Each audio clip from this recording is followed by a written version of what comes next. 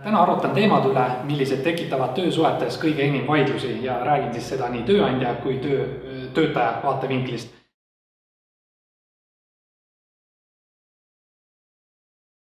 Ja ütleme nüüd juristi pilgu läbi ja õigusõpik ütleb, et see ei ole päris seaduse kooskõlas olev põhjendus.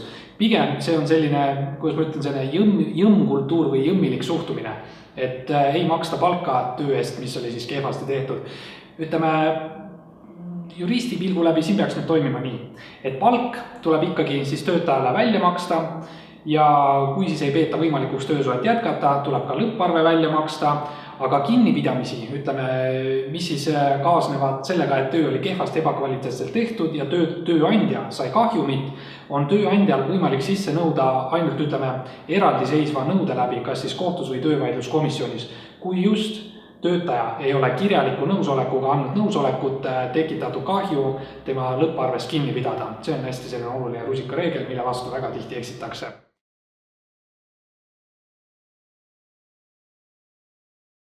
Ka see ei ole seaduse kooskõlas põhjendus. Et inimlikult võib küll mõista, et tõesti väidetavalt tööandjal raha ei ole, aga iseenesest see ei ole seaduse tähenduses vabandatav asjaolu. Kui ikkagi inimeste vahel on töösuhe, siis ei pea töötaja jagama tööandja ärilisi riske. Aga ütleme, see ärilise riski jagamine saaks tulla ainult ettevõtte osanike vahelistes suhetes, aga osanike vahelised suhted ei ole töösuhted.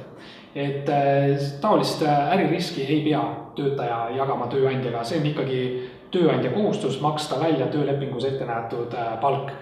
Kui nüüd on tekkinud siis palgaviivitus, siis on võimalik töötajal näiteks selle põhjendusel tööleping üles öelda või ka siis nõuda, ütleme, viiviseid selle palga viivitamisest. Viivise määra sätestab siis seadus.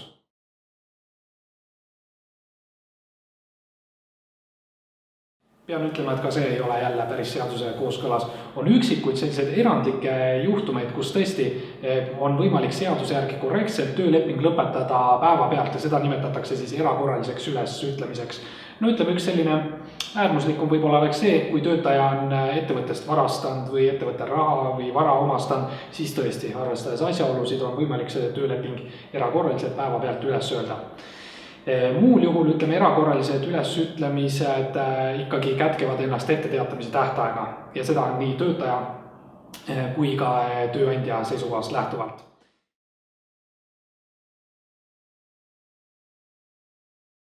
Selliste olukordade tuvastamiseks kõigepealt soovitaks mina töötajal endal esitada tööandjale nõue, siis ütleme kirjalikus vormis või vähemalt SMS-igi teel kas või, et tööandja esitaks temale palgalehed.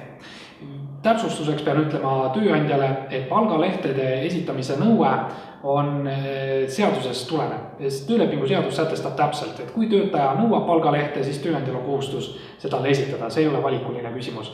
Et palgalehes peavad olema siis ära näidatud komponendideks, kui palju töötajalt on kinni veetud makse, palju on tal väljamakseid olnud, millise arvestuse alusel. Et need olid siis lühidalt kõige enim vaieldavamad teemad ja sellised soovitused, kuidas selliseid vaidlusi ka vältida. Ma usun, et siit sai igaüks ideid, tähelepanekuid ja tänan kuulamast.